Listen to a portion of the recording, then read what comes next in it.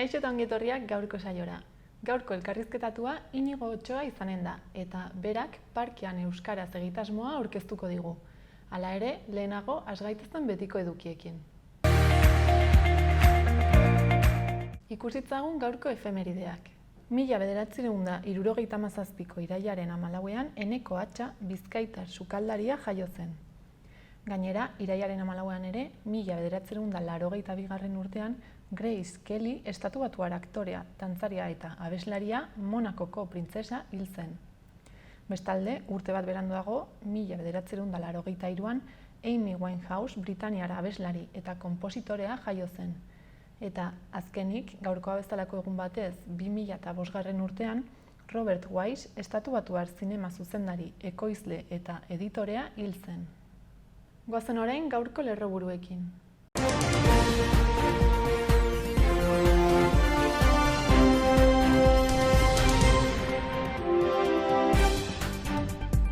Nafarroako 27 koronavirus kasu berri atzeman zituen atzo Arrotxapea auzoan erregistratu dira 5 positibo. Nafarroako ordutegiak zabaldu ditu, ostalaritzan eta gaueko aisialdian edukieran ditu du, garraioan eta piperoak ireki ditu berriro. Nafarroko gobernuak gida bat argitaratu du pazientei arreta elebiduna emateko. Nafarroak industrializazio eta robotika zentro nazionala izango du. Hezkuntza departamentoak aprobetxatu zure esperientzia kanpaina aurkeztu du lanbide gaitasunak egiaztatzeko.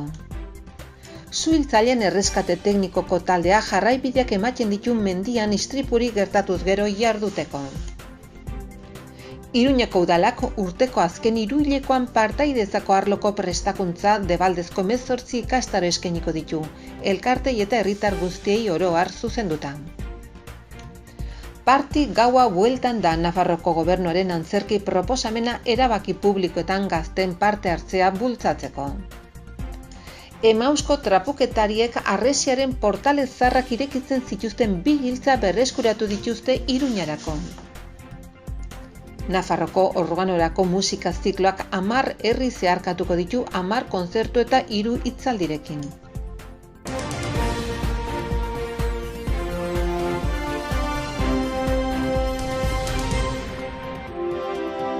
Aste hontako agenda errepasatzen jarraituko dugu. Gaur, arratsaldeko 4:00 Zorionak Marimoto ikuskizuna egonen da Antsoaingo antzokian. Bihar, bestalde, arratsaldeko 7:00 aurrera 8 maldiko bertso saioa izanen da Katakraken. Eta ostiralean 8:00 Ibilbedi taldearen kontzertuaz gozatzeko aukera izanen da Burlatako kulturetxean. Pasa gaitezen orain gaurko komunikabideen azalak aztertzera. Diario de Notiziasekin hasiko gara. Titularra, ostatuek, jatetxeek eta sozietateek ordubiak arte irekitzen halko dutela da, eta diskotekek 4:00 arte. Argazkiaren bidez aldiz, organikoentzat eta gainerakoentzat txartelbidezko edukiontziak ezarriko direla jakinarazten du. Horretaz gain, banda latindarrek 500 eskuhartze polizial eragin zituztela nabarmentzen du azalak. Gai aldatuz, Irabiaizaga eta Mirabai Eselredinek sexuaren arabera banantzen jarraitzen dutela ere aipatzen du. Bestalde, Volkswageneko batzordeak enpresari etorkizuneko industria plana argitzeko eskatu diola jasotzen du gaurko Notiziasek. Bestetik, talde guztiek dirusarreren araberako beherapen fiskal bat babesten dutela azpimarratzen du. Eta bukatzeko, Izkoren aurkako kondenak bazkidari gezurra esaten ziola eta ogasunak beste alde batera begiratzen zuela berretsi duela jakinenazten du. Diario de Navarrarekin jarraituko dugu. Titularrak dioenez, Nafarroak diskotekak 4:00 ixtea planteatzen du eta kopa tabernak 3:00.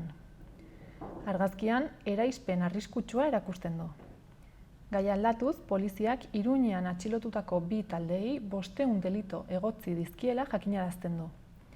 Eta amaitzeko, Iruñean eta eskualdean edukiontziak irekitzeko txartela edo mugikorra erabili beharko dela nabarmentzen du. Pasa gaitezen gararen azala ikustera. Konstituzio Auzitegiko errekurtso batek tokiko erakundeetan euskara mehatxatzen duela dio gaurko titularrak. Irudiaren bidez, epaiketa bertan behera utzi eta sumarioa instrukziora bidali dutela jakinarazten du. Horretaz gain, Euskal Herria Bildu taldeak hezkuntza eredua eraldatzeko ibilbide orria osatu duela aipatzen du gararen gaurko azalak. Gainera, urtebete aurrerapenik gabe igaro ondoren, Urkulluk estatutuari buruz esandakoa errepikatuko duela jasotzen du. Bestalde, Zabiullah Mujahid, Taliban gobernuaren bozeramaile ofizialaren deklarazioak azpimarratzen ditu. Eta azkenik, SNPk Eskozia independiente baterako proiektuari edukia eman diola aipatzen du. Berriaren txanda da orain. Titularra SNPk erreferenduma osasun krisia bukatu bezain azkar egin nahi duela da. Argazkiaren bitartez, instrukziora buelta irudikatzen du, Urrutiko etxearen aurkako epaiketaren harira. Kiroletan, arrauna azpimarratzen du, Kontxako garaileak hain zuzen ere. Horretaz gain, EAEko auzitegiak konstituzionalari udalak euskara hutsez aritzea zilegi alden galdetu diola jasotzen du azalean. Eta amaitzeko, iaz ingurumenaren aldeko 227 ekintzaile hil zituztela aipatzen du, inoiz bildu den daturik okerrena. Euskal Herria irratiarekin bukatuko dugu. Albiste nagusiak Uxue Barkosen deklarazioak nabarmentzen ditu. Esanez, Madril ezin dela Nafarroaren ibilbidean freno bat izan. Bestalde, ostiraletik aurrera dantzalekuak 4:00 arte zabaldu ahal izanen dituztela jakinarazten du. Eta azkenik, gureak egin, Iruñerriko gazteentzako kultur laborategia abian dela aipatzen du.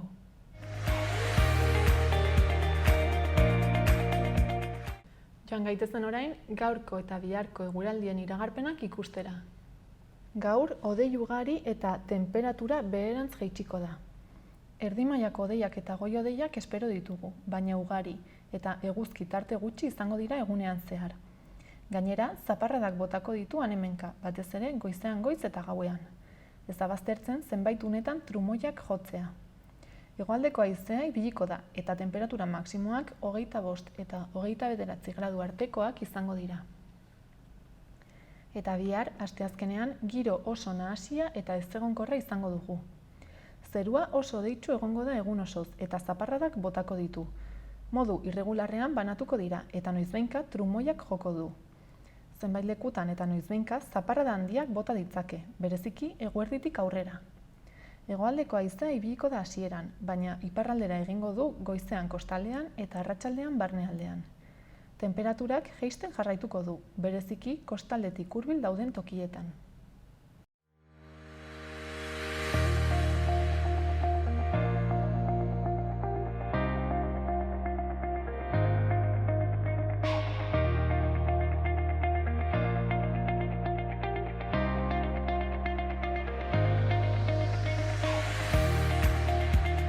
Kaixo, Iñigo, zer moduz? Kaixo, ongi.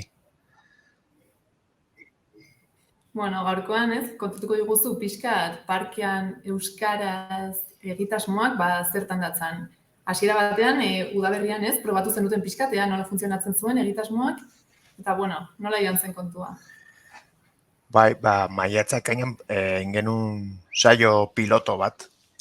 Hiru saiotako izen emate bat, eta genituen bostalde, Iruñerrian, eta egia esan, espero genuena, baina asko ere hobeto joan zen. Taldea bikoiztu genituen, talde guztitan, begira legeio deitu behar izan genituen, eta osotara egun familitik, egun dazio zer familia izan ziren, eta oso pozik, gero egin zen baloraziotxo bat, eta orokorrean nahiko positibo izan zen, eta ziren ere kritikatxo batzu, pizkatu hobetze aldera, konstruktiboa denak, eta oso pozik, eta aurten urte osorako plan gintza. Orduan ikasturtearekin batera, hasiko duzu ere egitasmo hau? Bai, orain izen matearekin gaude, eta urriaren lehenengo astetik aurrera ingo dugu saioak astero, ia astero, ingo ditugu Dindaiarekin ia astero ingo ditugu saioak, eta gero saio autonomo batzuk egingo ditugu ere. Gurasok antolatutako tailer, ateraldi edo jolas librea, beste gabe. Bale, eta zein da pizkate egitasmo honen helburua? Parkean euskaraz izenak esaten duen bezala, biltzea parkean eta pizkat euskararen erabilpena sustatzea, modu motzean esan da. Baina helburua dira aur eta helduen arteko hizkuntza ohiturak euskaratzea, eta gero gurasoen arteko izaten alda ere, askotan esaten dugu guraso, baina izaten alda heldu bat, senide o konfiantzesko lagun bat, bueno, heldua, ez? Helduen arteko euskarazko erlazioetatik pixkat eredu ematea, gero aurren artean ere euskaraz aritzeko. Eta gero ere, beste helburutako da, pauzokideon artean egitea, ez? Osea, tokiko taldeak sortzea, eta sare txiki horiek sortzen joatea, ez? Euskaldunen artekoa. Orduan horretarako, biltzen ditugu Txantreako auzokideak, edo Sarrigurengo auzokideak, edo pixkat tokian tokiko dinamikei garrantzia ematen diegu. Eta horretaz gain, baita ere helburu bezala izaten da, pixkat euskaraz bizitzeko ahalduntze hori sustatzea ere bai. Bale, eta zein herri edo auzotan egingo duzue? Osotara eskintza dia 7 talde. Txantrean, Txoain, Arrotxapea, Aldezarra, talde berria dela, Sarriguren ere talde berria, Arrosadia eta Iturrama Donibane batera jarri ditugu. Bueno, eta badaude plaza mugatuak, ala ikusita ez, maiatzean eta ekainean esperotako jendea baina gehiago apuntatu zela. Bueno, ez ditugu mugatu, gauza da ere, pixkat, zai gaude ia zelako erantzuna agertzen duen jendeak, claro, gain konpromisoa da urte guztirako, ez dira 3 saio. Eta orduan ez dakigu gain dituko dugun edo ez. Baina, bueno, talde osatzearekin gu pozik egongo gara. Egia esan. Eta apuntatzeko edo izena emateko nola egin behar da? Izena emateko, gu zabaldu ditugu auzo eta herri hauetako ikastetxetan eta aurreskoletan banatu ditugu gure kartelak, hor agertzen da, baita ere sare sozialetan, dindaia.eus ere joatea eta bertan parkean euskaraz sakatzea, eta hor aukeratu behar da ze taldetan parte hartu nahi duzun, eta listo, eta horrekin kuota txiki bat eskatzen da, 96 eurokoa, horrekin urte osorako balio du. Antsoaineko kasuan, Antsoaineko udaletxeak bere kargu hartuko du, beraz doainik izango da, eta besteon kasuan, zeo zer jarri beharko da, jakinda ere, diru laguntzak ere badaudela, gastu orokorra handiagoa dela. Eta, nola izango da funtzionamendua? Aipatu duzu izango dela 2 astean behin begirale batekin, ez? Eta gero gurasek antolatu beharko dute? Gu badukagu egutegi bat, osotara dia, 24 saio, ez du zertan 2 astean behin izan behar batzutan dia astero. Baukagu egutegi bat, eta horietan dia saio antolatuak. Eta saio antolatu horiek dindaiak eramaten ditu, ez? Dindaia jarritako begirale bat. Gero saio horietatik kanpo, aste jakin batzuetan saio autonomoak izango dira. Eta zelako jolasak dien,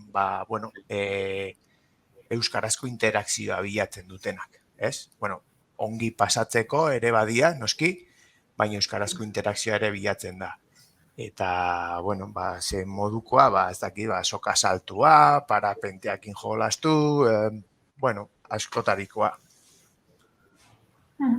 Vale, eta auzo eta herri desberdinetako taldeek jarduera berdinak egiten dituzte, ala gero talde bakoitzak agian moldatu dezake, hobeto egokitzen zaion zela? Saio antolatuetan gutxi gora bera hildo bera jarraituko dute, denek.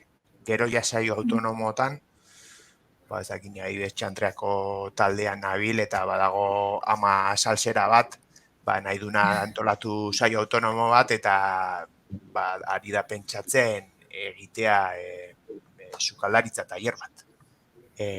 Hango Txantrako peña elkarte batean.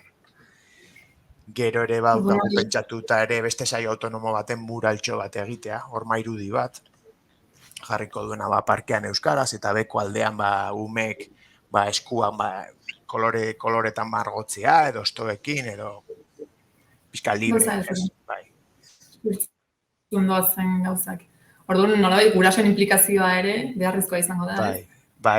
Hau da gure bereizgarria, ez da bakarrik da bakarrik umea uztea, eskolaz kanpoko beste edozein gauza izango balitz bezala, baizik eta guraso, heldu, lagun, konfiantzazko lagun edo senide bat bertan egon behar da, eredua emateagatik. Hori da pixkat gure bereizgarria, ez? Askotan gertatzen da, bai, hori Iruña herrian, gaude ja familia euskaldun askok, ez dukate igual nahikoa konfiantza, ez?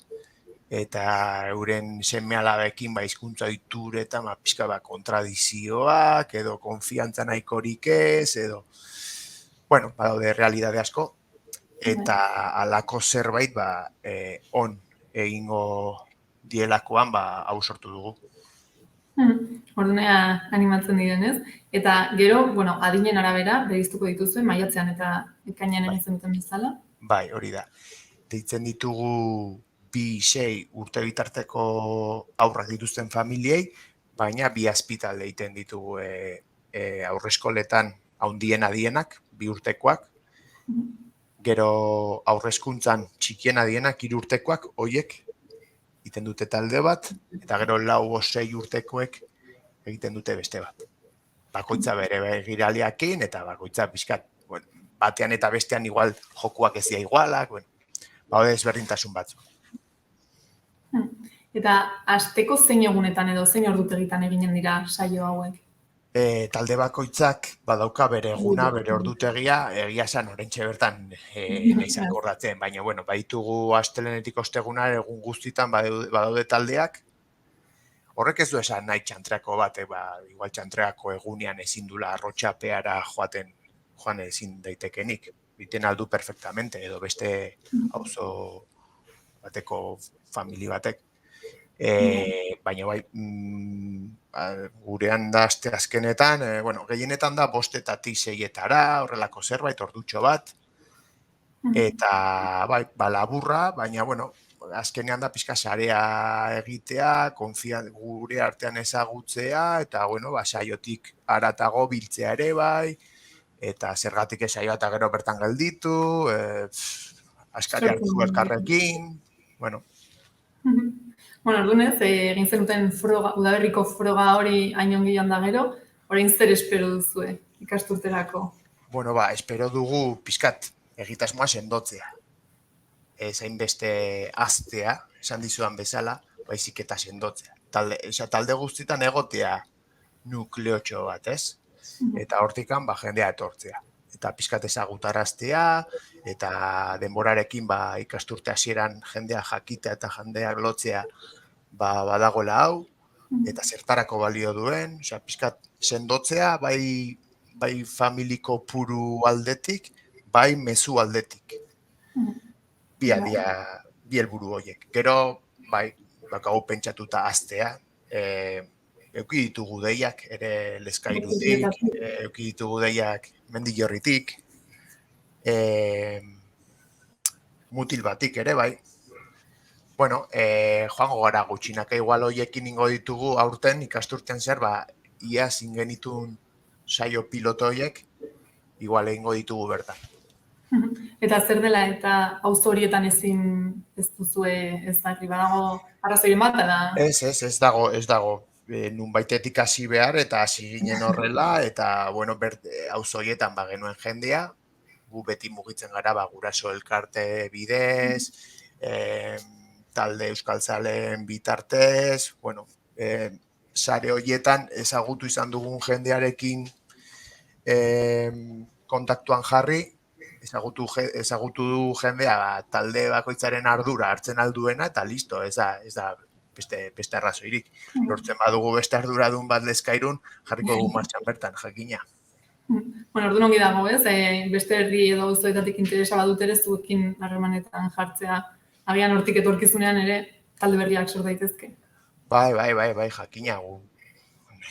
Nahiko nukenik talde auzo guztietan da kale egingo bagenu ere. Baina, bueno, nun baitetik hasi beharrez, eta ia gutxinaka hasten garen pixkat kontzientzia hori lantzen, euskaraz dela bakarrik eskola, gu beti aipatzen dugu D+ eredua dela etxeko giroa, osea, etxean naiz eta euskaraz ez jakin gurasoek etxean baliabideak ematea euskara presente egoteko, hezkuntza arautua eta gero ere aisia. Hiru horietan presente baldin badago, umearen euskararen jakintza batez ere 0-6 adin tartean, ez? Nun ikaspen asko barneratu egiten diren, euskara ere barneratu egiten da. Eta, garrantzitsua da, gero ere ikas daiteke, baina 0-6 adin tarte hori, emango dizu olako abantaia bat, ez? Eta orduan lantzen baldin bada, gero erabilerara ailegatzeko, errestasun gehiago edukiko dira. Gainera, ideia hau ez, egitasmo hau talde desberdinen arteko elkarlanean sortu duzu, hori ere, aipatzekoa da. Hasiera batean, izan genuen aurreskoletako gurasoaken baitan eztabaida bat, pixkat ikusten genuen eredua pixkat agortua, inbertzela zerbait gehiago, hori ikusten genitun datu soziolinguistikoak eta joerek esaten zutena pixkat gaizki gindua zela, genuen kritikatxo bat ereduari, eta hori D+ ereduaren kontzeptua sortu genuen, 3 transmisio multzo hoien batuketarekin, eta jarri ginen kontaktuan sortzenekin, zuk esan bezala, dindaiarekin eta tokiko eragile euskaltzalekin. Hau, atera da. Ea zer moduz ez, doan ikasturtea. Espero ezagun ongi joatea, eta nik uste ongi ateako dela, eta esan bezala, kopuruz ez bada ere kristona, 15 familia elkartzearekin nahikoa da. Azkenean, arduratzen dionari, pauso aurrera emango du, eta listo. Eta bukatzeko, agian nora animatuko zenuke izen ematera? Adintarte horretan aurrak dituen edozein familiri. Esan bezala, askotan pentsatzen dugu Iruñerri ez dela euskalduna, eta gaude pentsatzen duguna, baina askoz ere euskaldun gehiago. Askoz ere euskaldun. De hecho, behitu, datu soziolinguistikoek esaten dute da, Iruñerrian badaudela gainontzeko Nafarroan baina euskaldun gehiago. Zer gertatzen da, daudela zailtasunak, konfiantza falta, erabilera falta, ez? Baina hori zergatik gertatzen da. Ez dela, askotan utzikeria baina bestetan ere bada konfiantza ez dagolako, ez duelako eduki aukerarik, eta gero alotxa, konplejuak, badaude guraso asko biak euskaldun, eta ez dutena konfiantza, eta ume bat daukate derrepente, ez? Eta, batez ere hoiengan, ez? Eragiteko eman pausoa, alduzue, hurbildu, eta gero noski ere, Iruñerriko familia euskaldunei. Gertatzen aidan gauza bada, gu familia euskaldunok eramaten dugu umea eskolara edo aurreskolara, eta bertan erdalduntzen ari da. Eta, batu gaitezen, ez? Espazioak konkistatu ditzagun, euskaldunen artean batu gaitezen, eta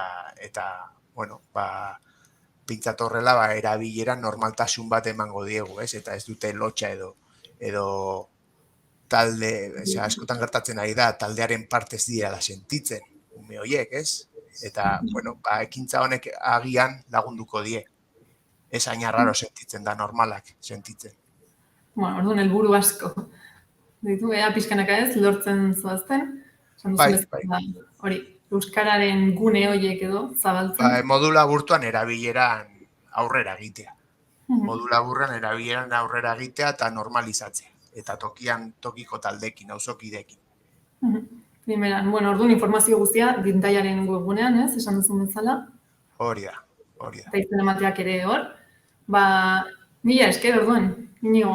Azkenik esateko, badagoela EPEA 23 arte, iraiaren 23 arte, badaude oraindik egun batzu, baina ez utzi bukararako, eta eman izena, etzarete damutuko, eta animo. Primeran. Mila esker, Inigo. Eta ongi joan dira. Itzegin beharko dugu beste batean gero balorazioak egiteko nola tera den. Nahi duzuen, Beste bat arte. Aio.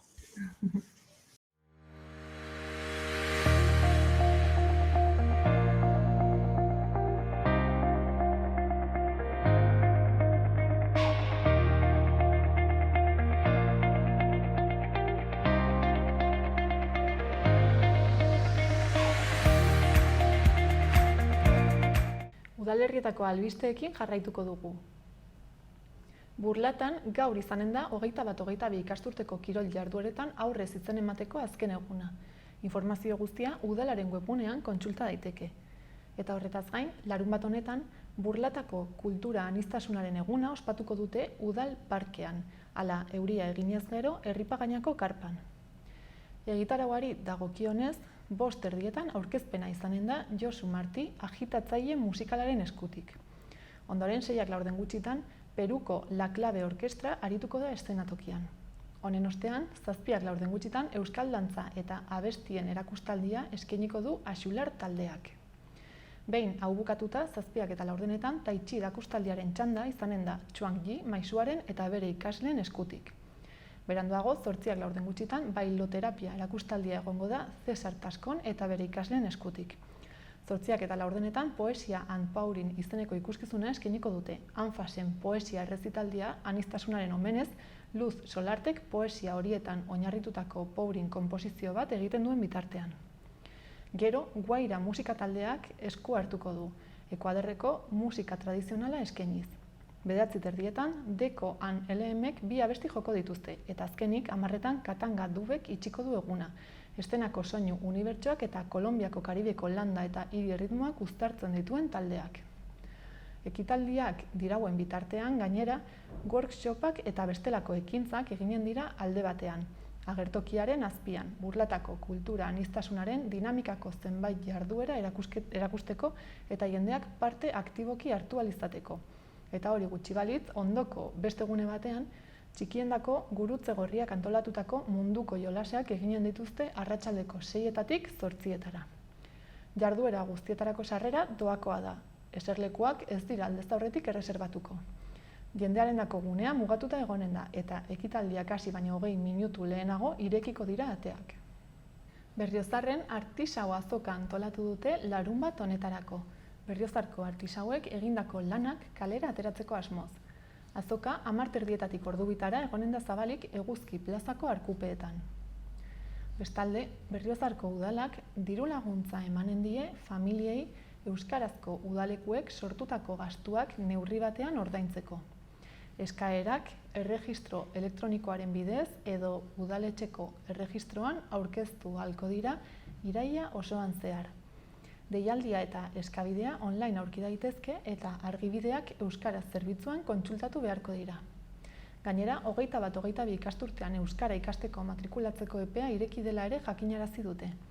Baita Berriozarko udalaren eta euskarabidearen bekak eskatu ahal izango direla ere, matrikularen gastu gehiena ordaindu ahal izateko. Informazio gehiago online edo euskara zerbitzuan aurki daiteke. Gaia aldatuz, aste honetan ostiralera arte, egurrezko tailan egindako lanen erakusketa bisitatzeko aukera egonen da kulturagunean arratsaldeko 6:00 9:00. Agendarekin jarraituz, igandean Berriozarko Doinua musika bandak kontzertua eskainiko du goizeko 12:00 Eguzki plazan. Eta azkenik, igandean ere, baina arratsaldeko 7:30 eta entzunaretoan, Memoria de Bolero antzerki emanaldia izanen da 3 euroko sarreraren truk. Iruñeko udalak udazken honetarako doako 18 ikastaro antolatu ditu partaidetza arloko prestakuntzari buruz, urritik abendura bitarte. Eskaintzak aurrez aurreko ikastaroak eta online prestakuntza uztartzen ditu, gaztelaniaz zein euskaraz, elkarte, kolektibo eta oroar herritar guztiei zuzenduak. Izena behin-behinean emateko epea gaur hasiko da, participa.pamplona.es webgunearen bidez. Ikastaroak 18 urtetik gorakoi zuzenduta daude eta 3 eta 30 ordu bitarteko iraupena dute. 7 arloren inguruan antolatzen dira.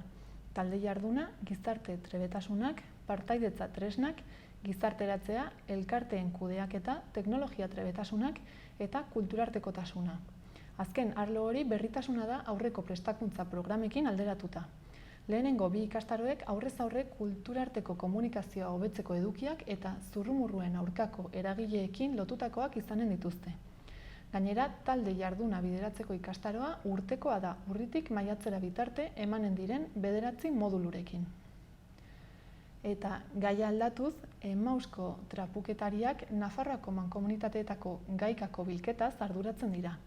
Eta berreskuratze lan horietan 2020an 11.000 tona hondakin baino gehiago hartu zituzten bere gain. Alden neurrian horiek birziklatzen eta berrerabiltzen saiatzen dira. Eta batzuetan hondakinen artean balio historikoa, kulturala edo artistikoa duten aurkikuntzak egiten dituzte. Hori da San Nikolaseko eta Takonerako atei dagozkien bi erabilera giltzen kasua. Bi portale horiek beste lau sarrera monumentalekin batera hiriaren perimetro gotortua ixten zuten 20. mendearen hasieran deseraiki zituzten, urte batzuk geroago beste toki batzuetan jartzeko. Nafarroako Emausko trapuketarien talde batek aurkitu zituen giltzak etxe batean egindako bilketa batean, eta hondakinak banatzerakoan hor zeudela antzeman zuten.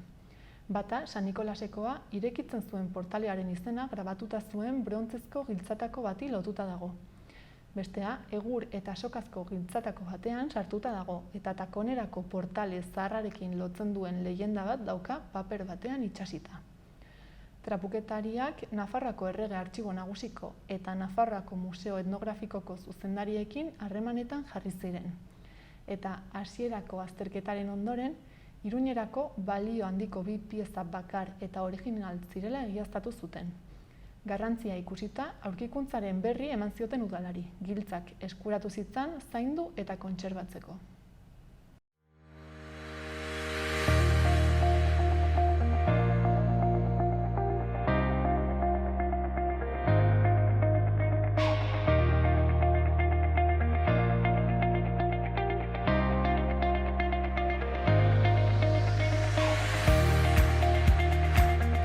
Benoa, gaurkoz hau izan da guztia. Orain, saioarekin bukatzeko, Nafarroa oinezten bideo batekin utziko zaituztegu. Mila esker egoteagatik eta bihar arte. Eta